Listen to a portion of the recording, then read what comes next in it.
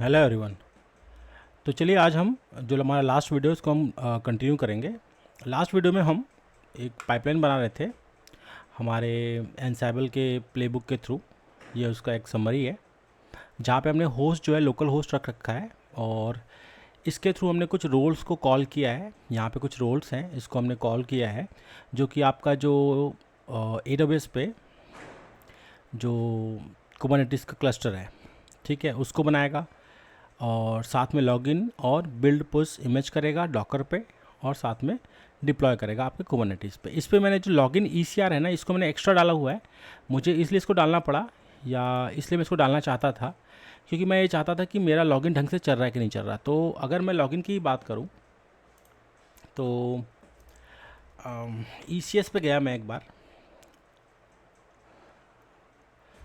Sorry ECS नहीं, ECR पे हमें जाना है। ECR पे एक्चुअली में जो रिपोजिटरी बनाया ना मैंने, ये जो रिपोजिटरी है मेरा, ये वाला जो रिपोजिटरी है, अगर मैं इसके कमांड्स की बात करूं, व्यू पुश कमांड देखूं तो ये इसका कमांड बनता है, ठीक है। तो इसी को मैंने ना, देखो लॉगिन करने के लिए एक बार समझना पड़ेगा ना कि ये लॉगिन कैसे होगा। तो यहाँ पे मैंने ना एग्जैक्टली वही कमांड को मैंने यूज़ किया है, बस बीच में जो ना AWS रीजन और ये ECR URL है, इसको मैंने एज अ वेरिएबल ले लिया है। वेरिएबल में भी मैंने कुछ चेंजेस किए हैं यहाँ पे। ये 2-3 और वेरिएबल्स मैंने डाल दिए। ECR का जो रिपोजिटरी नेम है वो मैंने डाल दिया है, ECR का URL है और डॉकर इमेज और डॉकर टैग है। हालांकि इसकी दोनों की ज़रूरत नहीं है पर मैंने डाल दिया सेफर साइड के लिए। बाकी इसको हटा देंगे तभी कोई प्रॉब्लम नहीं है, तो इसको आप दोनों को आप इग्नोर करो। ये मेन जो दो है ना, ये मैंने डाला हुआ है, ठीक है। और यहाँ पे US वेस्ट 2 रखा है मैंने, क्लस्टर का नाम माई PHP क्लस्टर है। तो ये जितने वेरिएबल्स हैं ना, उस पर मैंने इसको सेट कर रखा है। साथ में मैंने क्या किया, एंट्री पॉइंट डॉट SH। अब ये क्यों है, ये इसलिए है क्योंकि ये कहीं पे ना यहाँ पे फाइल को कॉपी करा रहा है।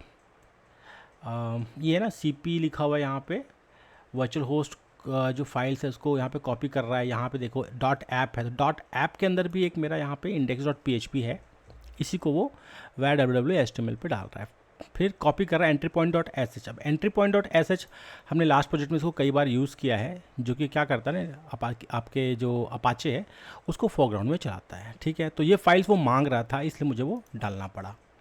तो पीछे में पड़ा हुआ था वो कोड, तो मैंने उसको बस डाल दिया। और ये मेरा जो है अब डॉकर फाइल तैयार हो चुका है। बस मुझे प्लेबुक को अब चलाना है और देखना है कि ये ढंग से काम कर रहा है नहीं कर रहा। मैं करूँगा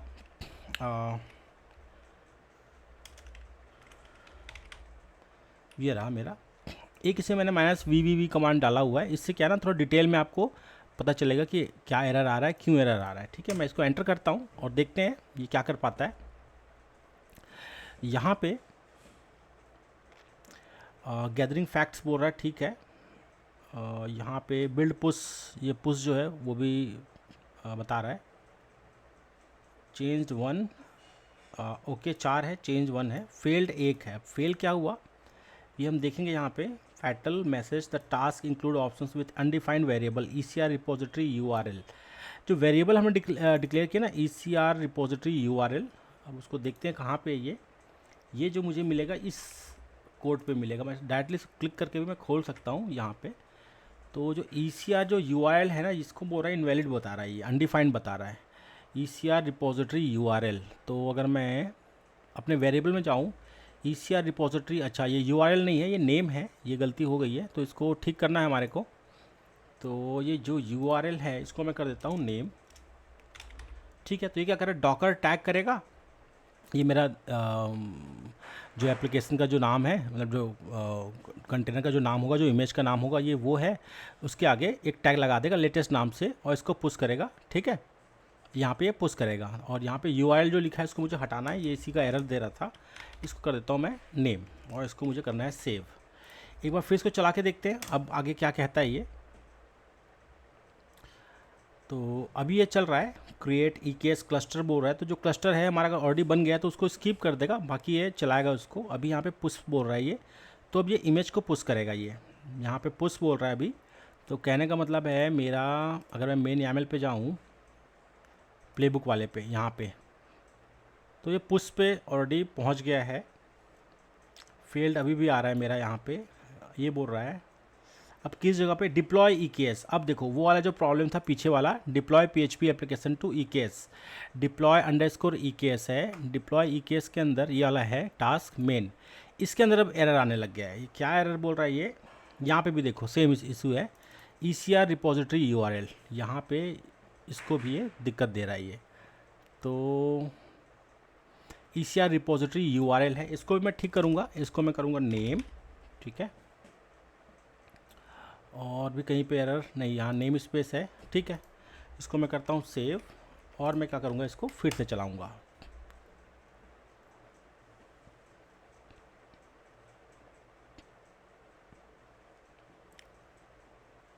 इस बार ये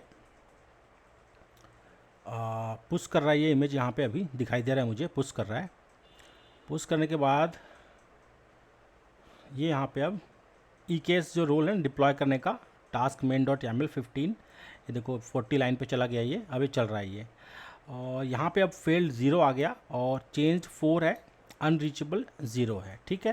तो इसका मतलब ये मेरा ऑलमोस्ट काम हो गया है। अब एक बार देखते हैं इसको, मैं क्लियर करता हूँ स्क्रीन को। क्लियर करने के बाद मैं कहता हूँ इसको क्यूब CTL गेट पॉट्स करूँ, एक बार देखते हैं पॉट्स में क्या आ रहा है। कोई एरर होगा दिखा देगा, देखिए बिल्कुल अभी पॉट्स जो मेरे ना, ये देखो डिप्लॉय हो चुके हैं। 3 सेट्स थे, 3 सेट्स इसके डिप्लॉय हो चुके हैं। इसके सर्विसेज देख लेते हैं, गेट SVC करते हैं एक बार। तो ये मेरा PHP का, ये देखिए ये वाला पोर्ट 80 पे ना ये एक्सपोज हो चुका है, पोर्ट 80 पे एक्सपोज हुआ है, और लोड बैलेंसर पे एक्सपोज हुआ है। तो अगर मैं लोड बैलेंसर पे जाऊँगा, लोड बैलेंसर चल रहा होगा, तो यहाँ से मैं हटता हूँ, यहाँ कहता हूँ कि EC2 में जाके देखते हैं लोड बैलेंसर चलता नहीं चलता, और वहाँ पे चला के देखेंगे अगर चलता होगा तो। बाकी पॉड हमारा डिप्लॉय हो चुका है। लोड बैलेंसर पे गया मैं,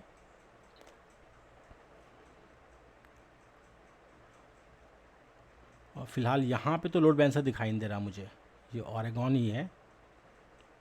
तो लोड बैलेंसर पे ये एक्सपोज तो बोल रहा है, बट ये चल नहीं रहा, अभी भी पेंडिंग बोल रहा है। तो माइट भी ये हो सकता है कि अभी लोड बैलेंसर इसको चलाए इसको, और उसके बाद ये इसको ठीक कर लें। थोड़ा वेट करेंगे हम।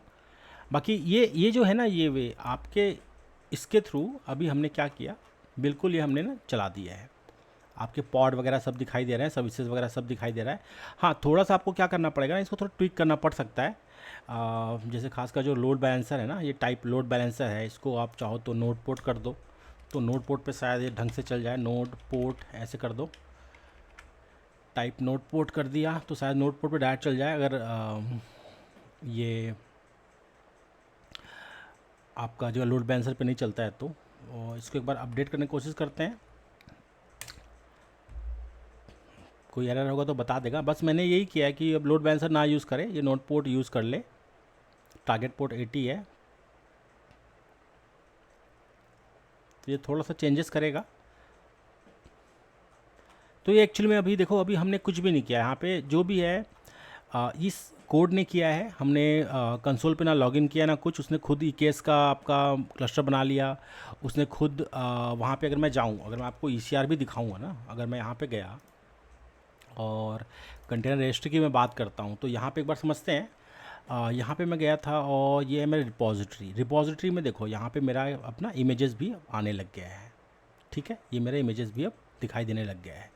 तो जब वहाँ पे मैं चलाऊँगा, एक लेटेस्ट नाम का टैग के हिसाब से ये बन जाएगा, ठीक है। इसमें और भी कई सारे चीज़ें होते हैं। बाकी हमें यहाँ से कुछ भी नहीं करना था, हमें तो जो भी करना है यहाँ से ही करना था। बाकी यहाँ पे मैं देख पा रहा हूँ कि मेरा EKS क्लस्टर में ये डिप्लॉय हो रहा है।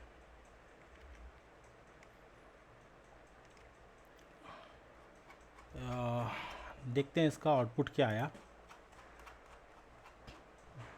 ये देखिए यहाँ पे कुछ इशू आ गया है। इशू समझते हैं क्या इशू दे रहा है। ये कह रहा है फुल, ऐसे आपको मतलब बार बार एरर देखना पड़ेगा, समझना पड़ेगा। पैच बोल रहा है सपोर्टेड वैल्यूज़ क्लस्टर IP। अच्छा, वो मैं जो लिखा है ना नोड पोर्ट, वो गलत लिखा है, ये नोड पोर्ट होगा, नोड पोर्ट। तो इसको मुझे ठीक करना पड़ेगा। नोड पोर्ट को मैंने स्मॉल में लिख दिया है, इसको मुझे ढंग से लिखना पड़ेगा, नोड। तो ये आपको ऐसे बताते रहता है। इसको मैं फिर सेव करता हूँ, एक बार फिर चलाऊँगा।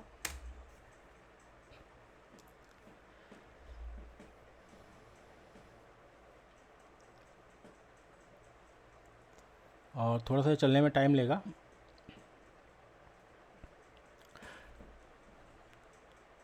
तो आई होप आपको समझ आ गया होगा ये रोल्स के थ्रू हम कैसे एक स्पेसिफिक काम कराते हैं। इसको आप रीयूज़ भी कर सकते हैं, रोल्स को आप बहुत सारे रोल्स बना लो। जैसे अपाचे का एक अलग से रोल है, एक अलग से कोई सॉफ्टवेयर वगैरह है उसके रोल्स अलग अलग होते हैं। तो उनको आप कहीं से भी कॉल कर सकते हो उसको, मतलब रीयूजेबल होता है, उसको बार बार आप यूज़ कर सकते हो। उसके थ्रू आप बहुत सारे काम को ऑटोमेट कर सकते हो। यहाँ पे जो मेन है हमारा प्लेबुक है, प्लेबुक ही क्या कर रहा है ना, ये रोल्स को इन्वोक कर रहा है और वेरिएबल फाइल को यूज़ कर रहा है। इसके अंदर हमने सब प्रोसेस लिख रखा है कि क्या करना है हमारे को, और इससे जो रिलेटेड है वो ये वाले YAML फाइल है। ठीक है, YAML फाइल बहुत सिंपल है, देखो आप बिल्कुल सिंपल सा इसमें लिखा है, इसमें कोई प्रोग्रामिंग की कोई खास ज़रूरत नहीं है। हाँ, बीच में कुछ वेरिएबल्स वगैरह है, उसको आप डबल करली में आप जरूर लिखोगे। और भी मतलब जैसे फॉर ईच और लूप वगैरह जो होते हैं वो भी आप कर सकते हो। आप जब एडवांस आप इसको सीख जाओगे ना तो उसको भी आप कर सकते हो। तो यहाँ पे जो जो नोट पोर्ट था वो मैंने एक्सपोज कर दिया है। टारगेट पोर्ट, ये नोट पोर्ट आ गया 32290। ठीक है, अगर मैं इसको कहता हूँ kubectl get ports -o wide, तो kubectl का आई थिंक ये आपको अभी पेंडिंग बता रहा है। अब प्रॉब्लम ये है ना, पेंडिंग बता रहा है, कुछ होगा प्रॉब्लम, माइट भी हो सकता है कि मेरा एप्लीकेशन चल ही ना रहा हो, ये भी हो सकता है। नहीं तो अगर ये स्टेटस जो इसका ना अगर चलता हुआ होता तो फिर मैं एप्लीकेशन को भी ब्राउज़ कर सकता था। बाकी इसको और कस्टमाइज़ आप कर सकते हो। कस्टमाइज़ कहने का मतलब है जो मैंने यहाँ पे डिप्लॉय केस बनाया है यहाँ पे, तो माइट भी हो सकता है कि एरर यहीं पे हो कि यहाँ पे जो हमने बनाया है ना इसके अंदर इश्यूज़ हो सकते हैं। ये ऐप V1 लिखा है, नेम स्पेस लिखा है, रेप्लिका 3 बोला है हमने, इसको कर देते हैं एक, माइट भी एक हो तो सही, शायद सही हो जाए। ECR रिपोजिटरी नेम ये भी ठीक है। कंटेनर पोर्ट 80 कर दिया हमने, कंटेनर का जो पोर्ट है वो 80 रहेगा। और इस पर हम अपाचे वगैरह डाल रहे हैं, अपाचे को चला भी रहे हैं। ठीक है, एक ये भी चीज़ किया ना, नोट पोर्ट पे इसको हमने एक्सपोज किया हुआ है। तो बार बार ऐसे आपको डायग्नोस करना पड़ेगा। एक बार एक फ्लो बन जाता है ना, उसके बाद आप उसको सेव कर सकते हैं, वर्जन कंट्रोल सिस्टम में आप उसको डाल सकते हैं और उसको बार बार आप रीयूज़ कर सकते हैं। ठीक है, थोड़े मोड़े चेंजेस जो करने होते हैं आपको वही करना है। बाकी और थोड़ा देखते हैं इसको, ये और सक्सेसफुल कैसे होता है या इसको हम कैसे अच्छे से और चला पाएंगे। वेरिएबल्स का इसमें बहुत सारे काम है, आपको वेरिएबल्स से ही आप पूरा का पूरा जो ये कोड है उसको कंट्रोल कर सकते हो। वहाँ पे आप डायनेमिक वैल्यूज़ आप रखो और इसको वेरिएबल में डिक्लेयर कर दो, तो इसको आप चेंज करोगे तो आपका पूरा कोड अपने आप ही चेंज हो जाएगा, कहने का मतलब है। तो ये आपका एक जगह से पूरा आप कंट्रोल कर सकते हो। यहाँ पर मैं देख रहा हूँ फेल बिल्कुल नहीं हुआ है, ये ओके 10 है, चेंज 5 जो है वो चेंजेस किया है इसने। फिर देखते हैं यहाँ पे क्या करता है, अभी भी पेंडिंग दिखा रहा है ये वाला। तो ये एक्चुअली पेंडिंग नहीं दिखाना चाहिए, इसको प्रॉपर तरीके से ये चलना चाहिए। और रेडीनेस अभी कुछ हुआ नहीं है, नॉमिनेटेड नोड वगैरह कुछ भी नहीं है अभी, माइट भी थोड़ा टाइम ले या कुछ हो इसमें।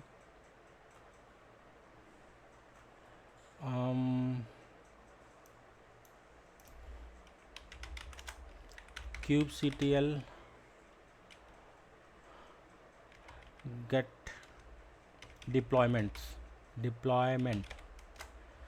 ठीक है, डिप्लॉयमेंट देख लेते हैं। तो देखिए एक डिप्लॉयमेंट चल रहा है, अभी रेडी नहीं हुआ एक्चुअल में, ये अप टू डेट है, अवेलेबल 0 है, एज 88 मिनट है। ठीक है,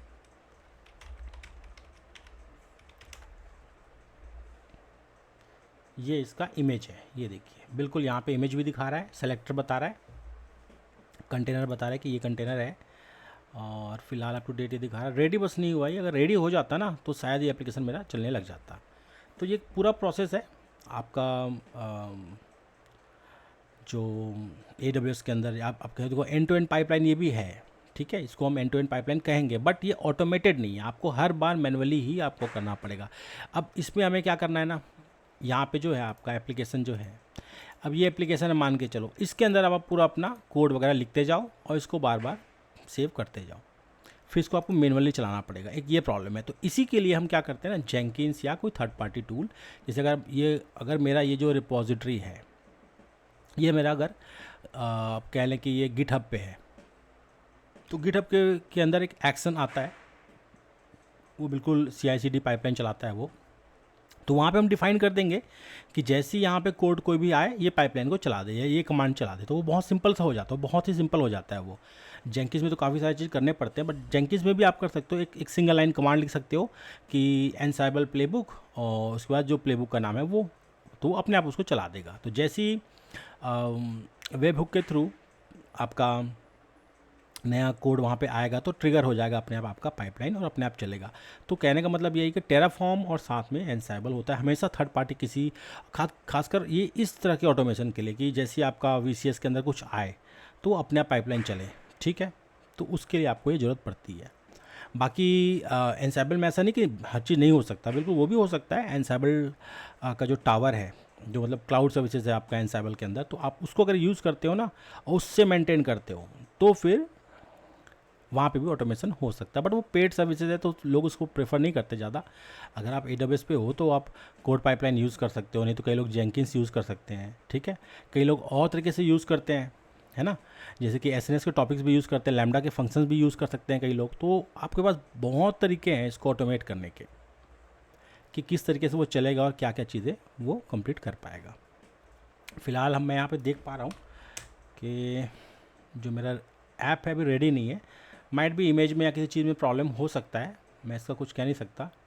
अभी ये 91 मिनट्स हो गए हैं, ऑलमोस्ट 2 मिनट और गुजर गए, इतने में तो प्लस एप्लीकेशन चल जाता ना, बट अभी भी चल नहीं रहा। तो माइट भी हो सकता है कुछ प्रॉब्लम हो अभी भी।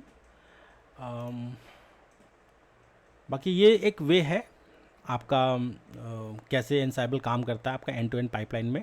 बस ऑटोमेशन नहीं होता उसके अंदर। ऑटोमेशन कहने का मतलब है कि अपने आप ही वो एग्जीक्यूट नहीं होता, तो एग्जीक्यूट करने के लिए कुछ ना कुछ आपको ट्रिगर वगैरह बनाना पड़ेगा, या कुछ कोई भी थर्ड पार्टी टूल आप यूज़ कर सकते हो सिंपल करने के लिए। यही चीज़ हम टेराफॉर्म में भी कर सकते हैं। टेराफॉर्म में भी बिल्कुल सेम ऐसे ही है, बस कोड का थोड़ा डिफरेंस है, बाकी यही फ्लो यही रहेगा। अगर मैं इस प्रोजेक्ट की बात करूँ तो इसी तरीके से अगर मैं कोई दूसरा प्रोजेक्ट की मैं बात करूँ कि किसी और प्रोजेक्ट में अगर मैं अब यहाँ पे मैं तो EKS को कर रहा हूँ टारगेट, क्या मैं वर्चुअल मशीन को कर सकता हूँ या डॉकर कर सकता हूँ? बिल्कुल कर सकते हो आप। यहाँ पे आपको क्या करना है, जो लिस्ट कमांड है ना आपका LIST, ये एनसाइबल गैलेक्सी लिस्ट। अब ये क्या करता है आप देखो, ये पहले से बने बनाए बहुत सारे आपके आप कह लो मॉड्यूल्स हैं या रोल्स आप कह लो इसको।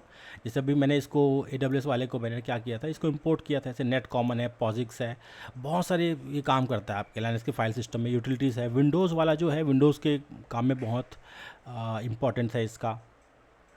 इसी तरीके से यहाँ पे AZ कलेक्शंस है, और आपको ऐसा नहीं कि इसके अंदर एजोर नहीं मिलेगा, एजोर भी आपको मिलेगा।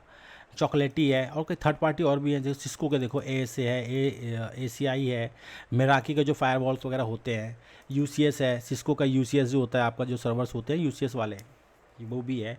क्लाउड कॉमन है, ये मैंने थर्ड पार्टी डाला था अभी। देखिए कम्युनिटी AWS है, जो AWS ने दे रखा है क्रिप्टो के लिए, डिजिटल ओशियन के लिए, DNS को भी आप मैनेज कर सकते हो। तो आपको जिस टाइप का सर्वर यूज़ करना है, इवन MySQL है यहाँ पे, पोस्टग्रेस भी देख सकते हैं, तो इसको भी आप ऑटोमेट कर सकते हो। कहने का मतलब सिंपल सा बात यही है, आपको अगर पोस्टग्रेस का सर्वर चाहिए, उसको ऑटोमेट करना है या उसको किसी भी तरीके से उसमें कुछ चेंजेस करना है, तो ये वाला जो आपका जो ये जो आपका वो है कलेक्शन है, इसको आप इंपोर्ट कर लो अपने एनसाइबल के अंदर, और फिर इसके अंदर जो बहुत सारे फंक्शनलिटी उसको आप यूज़ कर सकते हो उसको एडिट करने के लिए। जैसे कि आपको कोई अलाउ करना है, मतलब छोटे से छोटा जो कॉन्फ़िगरेशन होता है ना पोस्टग्रेस के अंदर, आप चाहते हो कि जो वैल फाइल है उसको मैनेज करना है, तो आप बैठे बैठे एक जगह से आप बहुत सारे सर्वर्स पे मैनेज कर सकते हो, ठीक है। तो ये आपको ऑलमोस्ट बहुत सारी चीज़ें देता है। अब आप देख सकते हो यहाँ पे ये चीज़ टेराफॉर्म में आपको नहीं मिलेगा। टेराफॉर्म में मैं बोलूँ कि भाई सिस्को का ASA को आप मैनेज कर लो, बिल्कुल मैनेज नहीं कर पाओगे आप, क्योंकि वहाँ पे है ही नहीं ऐसा। बट एनसाइबल ने बना रखा है ऐसा कि वो सपोर्ट करता है, मतलब बात कर पाता। देखो मेन है ना कि बात करने का तरीका कैसा हो। टेराफॉर्म अगर बात नहीं कर पाएगा तो कहाँ से मैनेज कर पाएगा ना, तो एनसाइबल बात कर पाएगा आपके सिस्को के प्रोडक्ट से, तो वो बात कर सकता है उससे। मतलब तरीका होगा SSH के थ्रू करेगा, कैसे भी करेगा बट करेगा वो, मतलब पहले से उसमें प्रोग्रामिंग में लिख रखा है उन लोगों ने। बस आपको ये वाले जो चीज़ें हैं इसको यूज़ करना है, कलेक्शन को इंपोर्ट करना है और फिर कमांड्स को यूज़ करना है। थोड़ा सा ये कह सकते हैं कि थोड़ा सा आपको हार्ड लग सकता है कि भाई कैसे होगा ये, बट एक मैंने आपको एक फ़्लो बताया यहाँ पे कैसे कैसे काम करता है। बाकी हम यही करेंगे कि जो हमारे आने वाले वीडियोज़ हैं ना, उस पर हम एनसाइबल के ऊपर एक पूरा का पूरा सीरीज़ बनाएंगे, और छोटे से छोटे चीज़ को हम कवर करेंगे। सेम टेराफॉर्म के लिए AWS के भी हमारे जो एडवांस के जो वीडियोस हैं वो भी बचे हुए हैं, बड़े बड़े, उसमें कई सारे बड़े मतलब प्रोजेक्ट्स आप बना सकते हो।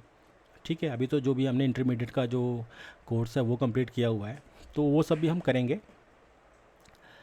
तो मेरा सिर्फ कहने का मतलब ये है कि ये जो कलेक्शंस है ये आपको बहुत फ़ायदा करता है। ठीक है, इसके थ्रू ही आप मैनेज कर पाते हो। कुबरनेटिस का कोर है, देखिए कुबरनेटिस को मैनेज करने के लिए, है ना। तो इसको आप इंस्टॉल करो, आपका कुबरनेटिस चलने लगेगा। मतलब कुबरनेटिस आपके एंसाइबल से इंटीग्रेट हो जाएगा, इसलिए बनाया गया है। देखो यहाँ पे स्प्लंक भी दिया है आपका, ठीक है, VMware भी दिया है, यहाँ पे वल्चर क्लाउड दिया हुआ है, देखिए WTI रिमोट, स्प्लंक, सेंसू, नेटबॉक्स, नेटऐप, इवन नेटऐप का जो ऑन टैप होता है ना स्टोरेज, ये उसका OS है, उसको भी आप मैनेज कर सकते हो। माइक्रोसॉफ्ट का AD, ये देखिए आप इसको भी मैनेज कर सकते हो। तो आप ये समझ सकते हो कितने सारी चीज़ें हैं। और यही नहीं, ये तो ऑफिशियल है, आपके थर्ड पार्टी गिटहब में बहुत सारे लोगों ने बना के रखा हुआ है। आप चाहो तो उसको भी इंपोर्ट करके उसको आप यूज़ कर सकते हो। तो ऑलमोस्ट आप, ऐसा कोई चीज़ नहीं है कि आप जिसको मतलब आप मैनेज ना कर पाओ एनसेबल के थ्रू। ऑलमोस्ट हर चीज़ मैनेज कर सकते हो। यहाँ पे देखो, मैंने ना टेराफॉर्म यूज़ किया ना मैं कुछ यूज़ किया, बस मैंने यहाँ पे क्या किया ना, सिर्फ मैंने एनसेबल यूज़ किया है। उसके थ्रू हमने क्या किया, सबसे पहले हमने एक वेरिएबल डिक्लेयर किया, उस पर हमने पहले से कुछ वैल्यूज़ वगैरह डाल दिए थे। सेकंड हमने क्या किया, यहाँ पे एक बिना AWS पे लॉगिन किए हमने क्या किया, एक इलास्टिक कुबरनेटिस का जो सर्विसेज हैं उसको हमने वहाँ पे कॉन्फ़िगर किया और वहाँ पे सक्सेसफुली हमने उसको डिप्लॉय किया। ठीक है, वो चला।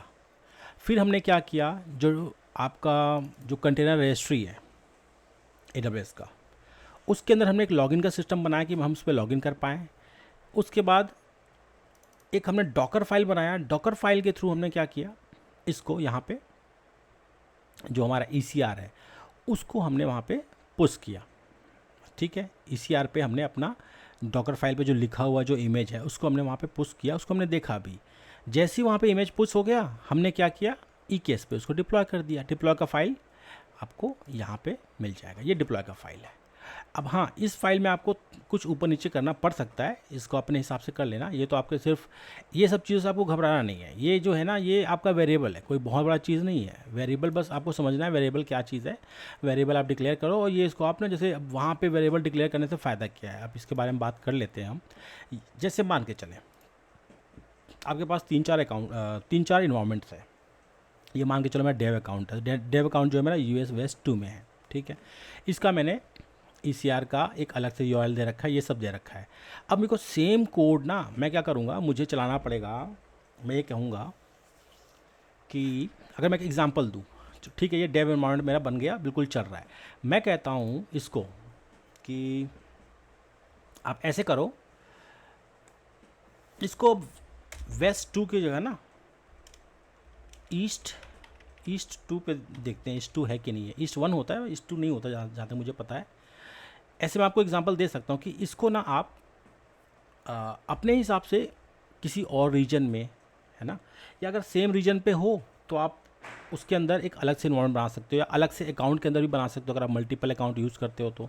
अगर सिंगल अकाउंट है तो आप क्या करो, सबनेट वगैरह उसका एक अलग से VPC बना के, VPC का पूरा कॉन्फ़िगरेशन उसको देख के, अगर मैं उसकी बात करूं तो यहाँ पे आपको समझ आएगा।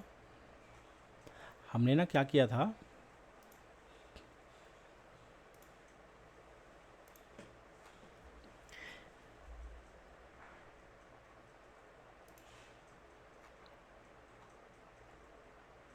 ये EKS जो इंफ्रास्ट्रक्चर है ना, यहाँ पे देखिए, यहाँ पे हमने सबनेट वगैरह दे रखा है। तो ऐसा आप मान के चलो कि ये डेव वाला है। मैं इसको ये भी लिख सकता हूँ, कंट्रोल होम एंटर करके यहाँ पे मैं एक हैश डाल के लिख देता हूँ, दिस इज़ डेवलपमेंट इन्वायरमेंट। ठीक है, ये डेवलपमेंट के लिए बना दिया मैंने। ठीक है, तो ये मैंने बता दिया कि ये डेवलपमेंट के लिए है। सेम यही कोड या यही सब चीज़ें आप फिर कॉपी कर लो, अलग से एक रेपोजिटरी में जाओ जो आपका क्वालिटी के लिए होगा। सेम फिर कॉपी करके आप एक प्री प्रोड के लिए बना लो, फिर सेम कॉपी करके प्रोड के लिए बना लो। ठीक है, अब तीनों में आप डिफाइन कर दो कि भाई ये कौन कौन सा है, ये तो सिर्फ कमेंट में बता रहा हूँ ये है। अब आपको क्या चेंजेस करने पड़ेंगे अलग अलग स्टेज के लिए, अलग अलग इन्वायरमेंट के लिए, बस अब कुछ नहीं करना। वेरिएबल फाइल इसीलिए बनाया हमने, वेरिएबल फाइल में आप ये जो चीज़ें हैं ना इसको चेंज कर दो। अगर आपका यूएस ईस्ट 1 में है या वेस्ट में ही है, वेस्ट 2 में ही है, तो यहाँ पे क्लस्टर का नाम कुछ और डाल दो, ठीक है, कि ये है मेरा, मैं क्या करूँगा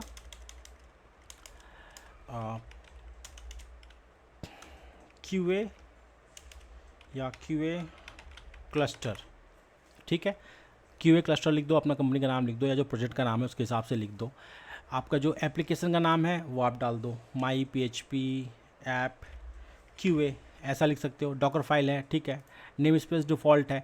यहाँ पे आप वहाँ पे एक अलग से ECR बना दो, या सेम ECR पे भी आप कर सकते हो, ऐसा नहीं कि नहीं कर सकते, सेम ECR पे भी कर सकते हो, बट वो है कि अलग से एक रिपोजिटरी बना देगा, ठीक है। अलग से आप रिपोजिटरी बना दो उसके अंदर, और सेम ECR पे भी कर सकते हो चाहो तो। नहीं तो सेम पे अगर करना है तो फिर ये क्या करेगा, उसको ओवरराइट करेगा। जो अगर डेवलपमेंट वाले बंदे कर रहे हैं ना जो काम, उसको फिर से ये क्या करेगा, ओवरराइट करेगा। तो बेटर ये होगा कि आप PHP ऐप रेपो है उसकी जगह कुछ और रेपो बना दो, इसको बोल दो PHP ऐप रेपो QA, ठीक है। तो मैं एक QA वाला भी बना सकता हूँ इसके अंदर। मैं आपको एग्जांपल दे ही देता हूँ, ज़्यादा अच्छा रहेगा, आपको समझ आ जाएगा कि कैसे हम उसको बना सकते हैं। यहाँ पे मैं कंटेनर रजिस्ट्री पे गया, प्राइवेट रजिस्ट्री पे था मैं, रिपोजिटरी के अंदर मैं इसको कहता हूँ क्रिएट रिपोजिटरी। इसको आप कर दो, जैसे ये है ना रेपो, Ctrl+C, मैं इसको करता हूँ Ctrl+V, बस एक करता हूँ काम, QA लिख देता हूँ इसके अंदर, ठीक है। म्यूटेबल कर दिया, ये सब चीज़ करके मैंने बस इतना ही कर देना है। ये मेरा एक और रेपो बन गया है, QA वालों का अलग से रेपो बन गया है। बस मुझे यहाँ पे क्या करना है, -QA, इतना ही तो लिखना है। तो अब मेरा QA वाला बन गया।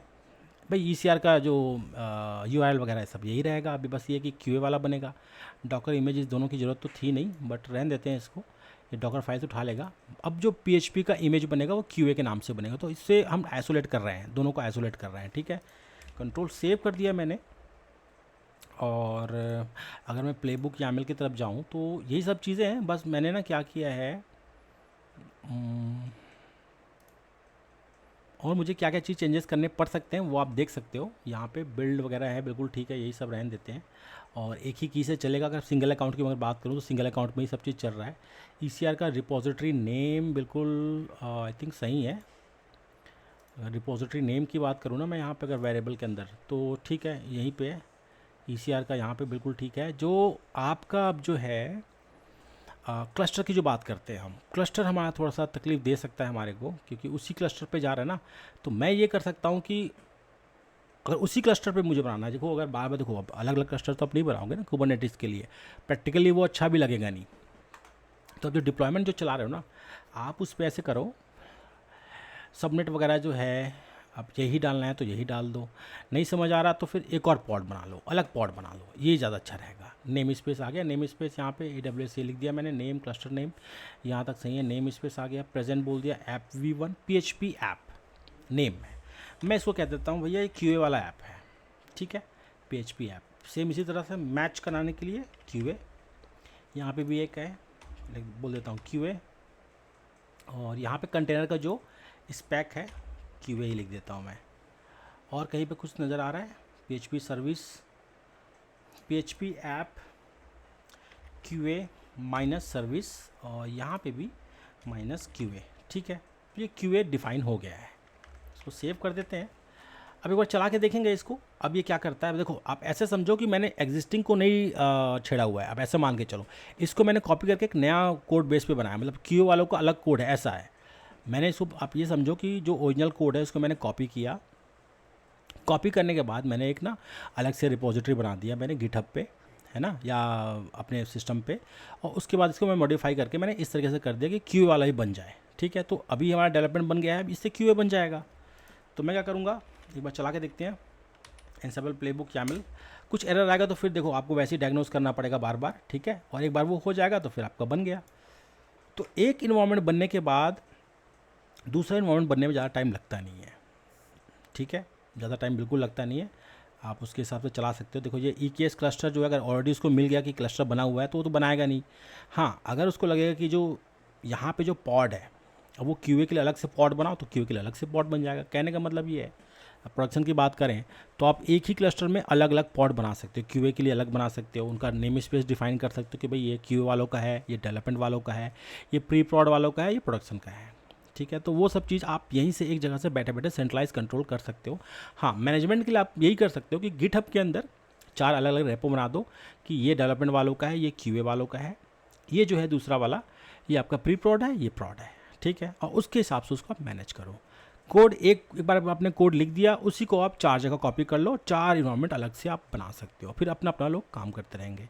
ऑटोमेशन चाहिए, गिटहब में है तो एक्शन यूज़ कर लो, गिटहब का एक्शन पे बस आपको ये लिखना है, जैसी कोड वहाँ पे कुछ भी वहाँ पे मर्ज हो या कुछ भी नया चीज़ आए, वो एक कमांड को ट्रिगर कर दे। कमांड क्या होगा, यही एनसेबल प्लेबुक वाला है ना, जो उसको प्ले करता है बस। तो वो सिंपलेस्ट वे है करने का। बाकी अगर एनसेबल आप यूज़ कर रहे हो उसके ऊपर, बाकी जेंकिंस का अलग वे है, हम ग्राफिकली उसको भी करते हैं।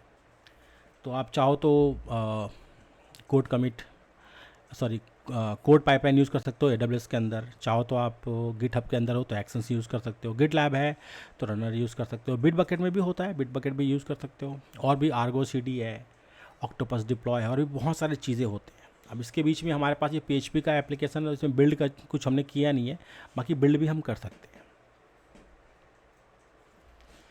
तो ये एक एंड टू एंड पाइपलाइन है, बस ऑटोमेशन नहीं है इसमें कि अपने आप जब कोड यहाँ पे मर्ज हो तो अपने आप चल जाए, इसके अलावा कोई थर्ड पार्टी टूल यूज़ करना ही पड़ेगा। तो इसीलिए इसको ना हम मर्ज करते हैं या यूज़ करते हैं किसी थर्ड पार्टी टूल के साथ। तो मोस्टली लोग ना जो प्रीफर करते हैं वो जेंकिंस ही प्रीफर करते हैं। बाकी अगर आप गिटहब में हैं, गिटहब में आपका ऑलरेडी प्राइवेट रिपोजिटरीज़ हैं जिसको आप अच्छे से मैनेज करते हो, आपकी कंपनी मैनेज करती है, तो गिटहब का एक्शन सबसे बढ़िया ऑप्शन है, क्योंकि सबसे ज़्यादा पॉपुलर है और चलता भी वही है। यहाँ पे मैं देख रहा हूँ क्रिएट बोल रहा है ये EKS क्लस्टर को, माइट भी हो सकता है क्लस्टर को फिर से बना रहा हो। अगर मैंने कुछ क्लस्टर के अंदर अगर मैंने कुछ चेंजेस कर दिए होंगे ना तो ये क्लस्टर बनाएगा, फिर ये तब ये बनाएगा। डिप्लॉय EKS टास्क है, ये टास्क ठीक है, ये यहाँ पे था, यहाँ पे मैंने आई थिंक कुछ चेंजेस तो नहीं किए थे, यही सब चीज़ें था। बाकी ये वेट करा रहा है, देखते हैं कि कहीं क्लस्टर तो नहीं बनाने लग गया। इसको रिफ्रेश करता हूँ मैं, ये बिल्कुल देखिए QA क्लस्टर बना दिया, ये अलग से क्लस्टर बना दिया इसने, क्योंकि मैंने वहाँ लिख दिया ना मैंने कि ये QA क्लस्टर यूज़ करें, मैंने वेरिएबल के अंदर मैंने यहाँ लिख दिया QA क्लस्टर, ये एक गलत हो गया। बाकी इसको मुझे छेड़ना नहीं था। ठीक है, आप इसको समझ सकते हैं कि आप अलग क्लस्टर भी बना सकते हैं, और चाहे तो एक ही क्लस्टर में भी आप अलग अलग मतलब पॉड भी बना के काम करा सकते हो। उसके अंदर नेम स्पेस बना सकते हो, आप नेम स्पेस को अलग कर दो और नेम स्पेस के अंदर आपके जो भी डिपार्टमेंट्स हैं उसको अलग अलग डिवाइड कर सकते हैं। ठीक है, तो यहाँ पे एक गलती हो गई मुझे, QA है, यहाँ पे QA क्लस्टर है, ये मैंने लिख दिया ना, तो इसने QA क्लस्टर बनाने लग गया, वो एक ये प्रॉब्लम है। तो इसे अलग अलग आप क्लस्टर भी बना सकते हो चाहो तो, नहीं तो अगर एक ही क्लस्टर में काम करना है तो सेम नाम रखो आप, उसी के अंदर आपका चलते रहेगा। ये ना माई PHP क्लस्टर एक्चुअल में ये था, मैंने इसको गलत कर दिया, इसको नहीं छेड़ना था मुझे, Ctrl+V, तो ये ऐसे ही रहेगा।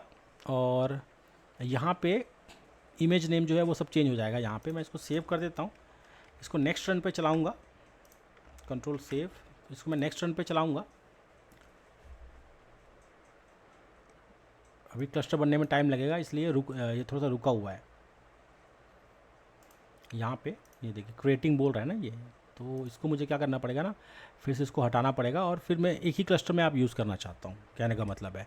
तो इसको भी करके देखेंगे ये कैसे होगा, थोड़ा हम वेट करते हैं, एक बार ये कंप्लीट हो जाए ना तो इसको मैं रिवर्ट करके मैं फिर से उसको ठीक करने की कोशिश करूँगा। तो यहाँ पे मेरा प्लेबुक कंप्लीट हो चुका है। ठीक है, अब प्रॉब्लम मेरे पास ये आ गई है कि मेरे पास 2 क्लस्टर आ गए। तो अब मैं यही चाहूँगा ना कि मैं ये कहूँगा इसको कि ये जो क्लस्टर है इसी को यूज़ करके यहीं पे आप बनाओ जो बनाना है। मैं 2 क्लस्टर नहीं बनाना चाहता भाई, एक्स्ट्रा पैसे मैं क्यों दूँ, प्रॉब्लम ये है ना। अब QA है या कोई भी इन्वायरमेंट है, आप ये चाहोगे ना कि क्लस्टर एक ही बने और उसी के अंदर एक अलग अलग से नेम स्पेस बन जाए। भाई कुबरनेटिस में होता है नेम स्पेस का, तो QA के लिए अलग, डेवलपमेंट के लिए अलग, प्री प्रॉड और प्रॉड के लिए अलग अलग आप वहाँ पे नेम स्पेस बना के उसको मैनेज कर सकते हो। 2 क्लस्टर बनाने से कोई फ़ायदा नहीं है, नुकसान ही होगा। मैं क्या करूँगा, QA क्लस्टर को मुझे डिलीट करना है। डिलीट करने का तरीका बस यहाँ पे चेक करो और इसको डिलीट कर दो, बट यहाँ पे कुछ प्रॉब्लम्स आ सकती हैं। अब क्या प्रॉब्लम्स आएगी वो हमें समझते हैं। मैं अगर बात करूँ एनसाइबल की। एनसाइबल में क्या होता है ना, जब मैनुअली जब रिसोर्सेज को डिलीट करते हो तो कॉन्फ़िगरेशन ड्रिफ्ट आ जाता है। कॉन्फ़िगरेशन ड्रिफ्ट क्या होता है, देखो एनसाइबल को तो पता नहीं है ना कि आपने वहाँ पे मैनुअली कुछ चेंजेस किए हैं, तो जो सिंक है वो सिंक हो नहीं पाता। अभी फिर मैं जैसे मैंने वहाँ पे, चलो ठीक है, मैनुअली मैं इसको चला देता हूँ, डिलीट कर देता हूँ, ठीक है। डिलीट करने के बाद अगर मैं इसको फिर से इस वाले प्लेबुक को फिर से चलाऊँ तो क्या करेगा, फिर से बनाने की कोशिश करेगा, तो सिंक रह नहीं जाएगा। और हो सकता है कुछ एक्स्ट्रा रिसोर्सेज हैं कन्फ्लिक्ट करें, कुछ गलत तरीके से चेंज कर दें, आपका पूरा का पूरा प्रोडक्शन या जो भी इन्वायरमेंट है वो ख़राब हो जाए, ये हो सकता है, ठीक है। सेफ़ तरीका क्या है करने का, हम उसकी बात करेंगे। कॉन्फ़िगरेशन ड्रिफ्ट हमने समझा है, और जैसे कुछ डिपेंडेंसी इश्यूज़ भी आ सकते हैं इसके चक्कर में, एरर्स भी आ सकते हैं, कभी भी आप रन कर रहे हो तो बार बार एरर आ जाए। भाई मैनुअली डिलीट कर दिया ना आपने, तो कई सारी चीज़ उसमें मैसअप हो सकता है। तो आपको ये चीज़ आपको समझना पड़ेगा कि ये कैसे चलेगा और इसको हम कैसे इसको ठीक करेंगे। तरीका क्या है इसको करने का, मैंने क्या गलती किया ना, मैंने ये किया कि वेरिएबल के अंदर मैंने बोल दिया इसको कि ये वाला एक अलग से क्लस्टर बना दो, ठीक है। इस क्लस्टर की जगह मैं दूसरा क्लस्टर बनाने को बोल दिया मैंने। अब मैं क्या करूँगा, मैं इसको कॉपी करता हूँ एक बार फिर से, मैं इसको कहता हूँ कि ठीक है अब इसी को अब फिर डिलीट कर दो मैं बोलूँगा। तो डिलीट करने का तरीका, क्यूए क्लस्टर है इसको डिलीट करो बोलूँगा मैं। कैसे करूँगा, ये जो भाई सिर्फ वेरिएबल का नेम है ना, मैं इंफ्रास्ट्रक्चर की बात कर रहा था यहाँ पे, तो मैंने तो देखो क्लस्टर का नेम यहाँ पे अपने आप उसने ले लिया ना, क्यूए वाला। एक स्टेट होता है यहाँ पे, स्टेट कहता है प्रेजेंट। प्रेजेंट मतलब होता है कि वो वहाँ पे रहे, मतलब बने, अगर नहीं है तो बने, ये स्टेट है। मतलब एक हमने डिज़ायर किया है वहाँ पे, हमने ये कहा है कि हमें एक क्लस्टर बनाना है। यहाँ पे हम क्या कह रहे हैं, EKS क्लस्टर बनाओ बोल रहे हैं। उसके लिए हम क्या कर रहे हैं, जो इसका मॉड्यूल है, जो कलेक्शन है एनसाइबल का, जो बात करता है क्लस्टर बनाने का, जो भी उसके अंदर पहले से प्रोग्रामिंग होती है, वो क्या करता है, उस जो पहले से बना हुआ जो चीज़ है उसको यूज़ करके आपके वेरिएबल लेता है, कुछ आपके यहाँ पे इनपुट्स वगैरह लेता है, जैसे सबनेट सिक्योरिटी ग्रुप वगैरह लेके ये वहाँ पे बना देता है, ठीक है। प्रेजेंट का मतलब यही होता है कि वहाँ पे रहे वो, मतलब स्थित रहे, प्रेजेंट रहे, ऐसा। अगर मैं इसको कह देता हूँ कि भाई एब्सेंट हो जाओ वहाँ से, तो क्या होगा, ये एब्सेंट। मैं इसको सेव करता हूँ, एक बार फिर चला के देखेंगे। एक चीज़ हम यहाँ पे और कर सकते हैं, आई थिंक एक कमांड होता है माइनस चेक करके होता है एक, चेक को समझते हैं, ये चेक करता है आपका कि क्या क्या करेगा, ठीक है। चेक के थ्रू आप पहले ही पता कर सकते हैं, मतलब इसको मतलब एरर को हैंडल करने का, इसी को हम चेक मोड कहते हैं, ठीक है। जब एनसाइबल प्लेबुक हम चलाते हैं माइनस चेक के साथ, वो डिटेक्ट करता है कॉन्फ़िगरेशन ड्रिफ्ट को कि भाई कोई डिस्क्रिपेंसी तो नहीं है, और उसके हिसाब से वो चेंज करता है या रिक्रिएट करता है। अगर आपका ऑलरेडी आपने वहाँ पे डिलीट कर दिया है गलती से, तो ये चेक क्या करेगा, उसको पहले चेक करेगा कि वो एग्जैक्टली वो है कि नहीं। अगर नहीं है तो उसको वो क्रिएट करेगा, अगर वो ऑलरेडी है तो उसको कुछ नहीं करेगा, ठीक है। तो ये मतलब डायग्नोस करने का तरीका है। जब हम इसको एनसाइबल का जो हम एक डेडिकेटेड जो हम सेशन बनाएंगे ना, पूरे का पूरा एक सेशन बनाएंगे जिसके अंदर पूरा एक सीरीज़ होगा, तो हम ये सब जो चीज़ें हैं उसको और अच्छे से पढ़ेंगे और जानेंगे। फिलहाल मैंने चेक यहाँ पे डाल दिया है।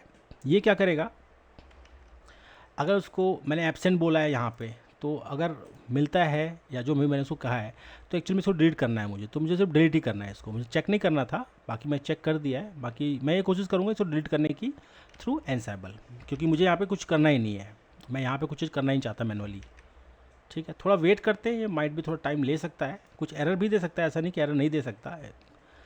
ये नहीं होता कि जैसे आपने एक छोटा सा चीज़ चेंज कर दिया तो एरर ना आए, हो सकता है कि चेंज करने से एरर आ सकता है। ये इसके लिए भी हम थोड़ा वेट करेंगे। तो यहाँ पे मैंने चेक कमांड चला दिया मैंने, उसके बाद मैंने इसको रिमूव भी कर दिया है। यहाँ पे हम देख सकते हैं क्लस्टर पे जाके मैं देखता हूँ तो मैं क्लस्टर अब हट गया है, सिर्फ क्यूए क्लस्टर ही है यहाँ पे। आई थिंक मैंने फिर गड़बड़ कर दिया, क्यूए क्लस्टर हट गया है। ओह, ये एक्चुअली में वेरिएबल को मैंने आई थिंक सेव नहीं किया था, क्यूए क्लस्टर को क्लस्टर का नाम डाल दिया मैंने, तो क्यूए क्लस्टर ही अभी है यहाँ पे। तो वो वाला जो पुराना क्लस्टर था वो हट गया है। यहाँ पे मैंने इसको डिफ़ॉल्ट किया था, यहाँ पे इसको एब्सेंट किया था मैंने, तो वो वाला क्लस्टर मेरा ऑलमोस्ट हट गया, इसको मैंने सेव ही नहीं किया एक्चुअल में, ठीक है। तो इसी तरीके से हम ना और भी क्लस्टर बना सकते हैं, ऐसा कुछ इसमें बाउंडेशन नहीं है। यहाँ पे मुझे बस वेरिएबल का ध्यान रखना पड़ेगा, इसको मुझे सेव करना चाहिए था, सेव नहीं कर पाया मैं। क्यूए क्लस्टर की जगह मैं लिख देता हूँ कि माई ऐप क्लस्टर, ऐसा कुछ लिख देता हूँ, माई ऐप क्लस्टर। और यहाँ पे वो मैंने क्यूए के लिए बना लिया, आप ऐसे मान के चलें। तो मैं वेरिएबल्स में जाता हूँ, यहाँ पे अब क्यूए वगैरह हटा देता हूँ, मैं इसको डेव के लिए फिर से नया बना सकता हूँ। वेस टू में रहेगा app cluster, my app cluster, ठीक है। आई थिंक ऐप क्लस्टर नहीं, मेरे को ना वही उसी क्लस्टर में बनाना चाहिए था, क्यूए क्लस्टर के अंदर ही बनाना चाहिए था। मैंने गलती से मैं ना ये वाला क्लस्टर को रख दिया, उसको हटा दिया मैंने। तो क्यूए क्लस्टर में बनाते हैं, आप क्लस्टर का नाम तो कुछ भी डाल सकते हैं, ये क्यूए क्लस्टर के अंदर ही बनाते हैं हम इसको। डिफ़ॉल्ट है, माई ऐप है। अब इसके अंदर ना एक और ऐप बना सकते हैं, क्यूए के लिए जो बनाना था ना, वो क्यूए के लिए अब हम नहीं बनाते। ये वाला रेपो कर देते हैं इसको, डॉकर इमेज ये सेव कर दिया मैंने।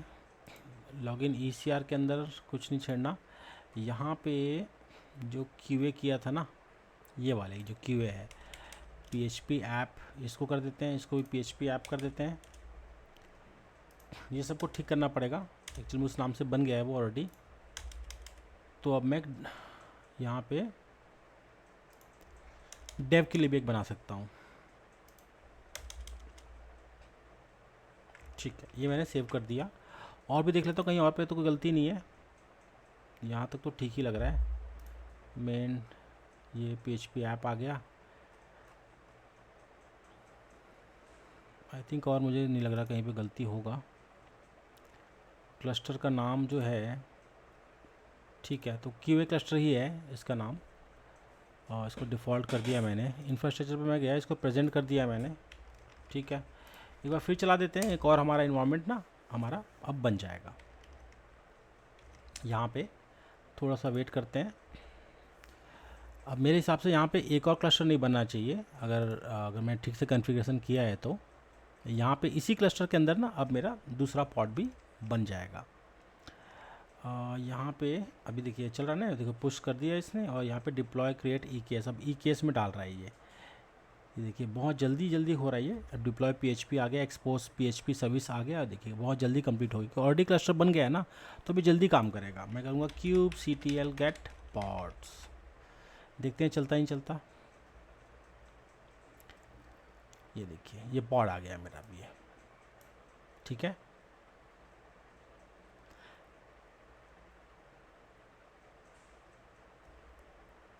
तो यहाँ पे भी एक इशू ये है कि अब जो मैंने नया जो बना दिया ना, तो उसने उसको क्या कर दिया, ओवरराइड कर दिया।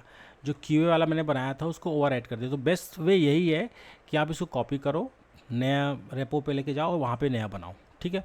बाकी आप सब चीज़ें यूज़ कर सकते हो। मेनली आप क्या करो ना, आप जो क्लस्टर है, आप क्लस्टर मेन जो सेम क्लस्टर आप वही यूज़ करो, ठीक है, ये रिकमेंडेड है। बट यहाँ पे जो और भी चेंजेस है ना उसको आप कर लो, बट इसको अगर एक ही कोड सेम कोड यूज़ करोगे तो वो उसको ओवरराइड करेगा, क्योंकि स्टेट है ना इसका एंसाइबल का। तो ये इसका तरीका है। यहाँ पे अब अगर मैं देखूँ कंटेनर रजिस्टर की बात करूँ, यहाँ पे रिपोजिटरी के अंदर आऊँ, देखिए दो रेपो मेरे बन गए हैं। इसके अंदर अलग से इमेज बनेगा, इसके अंदर अलग से इमेज बनेगा। हाँ, अगर मेरा कोड वहाँ पे अलग अलग होगा ना, मैं इसको देखो कोड को सेपरेट करना जरूरी है। कोड को आप सेपरेट कर दो, क्यूए का अलग कोड, इसका अलग कोड, फिर वो अपने हिसाब से उसको आप मॉडिफाई करके उसको एक ही क्लस्टर के अंदर आप अलग अलग इन्वायरमेंट बना सकते हैं। तो ये तरीका है आपका पूरा एंसाइबल के थ्रू एक एंड टू एंड पाइपलाइन जो हम जिसकी बात कर रहे थे, कैसे बनाना है, क्या करना है उसका। यहाँ पे जो प्लेबुक है, ये प्लेबुक है, ये आपका रोल्स जो है, यहाँ से रोल्स बना दिए मैंने और इसके थ्रू ये काम कर रहा है। ये वेरिएबल से वेरिएबल उठा रहा है। लोकल होस्ट है, मतलब ये एंसाइबल जो देखो होता है क्या, होस्ट जो होता है ना, आप किस मशीन को टारगेट करना चाहते हो, क्योंकि ये कॉन्फ़िगरेशन मैनेजमेंट होता है इसका। एंसाइबल का जो मेन काम होता है कॉन्फ़िगरेशन मैनेजमेंट का होता है, तो आपको होस्ट बताना पड़ता है। इसका एक etc एंसाइबल होस्ट नाम का एक और फाइल आता है, वहाँ पे आप जितने भी होस्ट हैं उनको आप टारगेट कर सकते हो और एक एक मशीन को अपने हिसाब से टारगेट करके उसको कॉन्फ़िगर कर सकते हो, ठीक है। वो हम पढ़ेंगे कभी, एंसाइबल के जो हमारा सेशन आएगा उसमें। ऑलमोस्ट हमने ये अच्छा प्रैक्टिकल कर लिया है, थोड़ा सा लंबा रहा है 2 पार्ट में, बाकी ये ऑलमोस्ट हमारा कंप्लीट हो चुका है। हम देख भी पा रहे हैं कि हमारा जो एप्लीकेशन वगैरह है वो भी अब डिप्लॉय हो गया, बिल्कुल चल रहा है। EKS के अंदर। तो नेक्स्ट वीडियो में हम यही ट्राई करेंगे टेराफॉर्म के बारे में। यही सब जो चीज़ें हैं ना, ये ना करके कोई और प्रोजेक्ट कर लेंगे, बट हम टेराफॉर्म को थोड़ा ज़्यादा अच्छे से उसको देखेंगे और ऐसे कुछ उसमें भी कंपेयर करके देखेंगे कि एंड टू एंड पाइपलाइन कैसे बनते हैं, क्या उसमें भी ऑटोमेशन हो सकता है कि अपने आप कोड जाए तो अपने आप ही वो पाइपलाइन चले, ऐसा कुछ हम देखेंगे वहाँ पे। तो आज के लिए इतना ही, मैं आपसे मिलूँगा मेरे नेक्स्ट वीडियो में, तब तक के लिए धन्यवाद।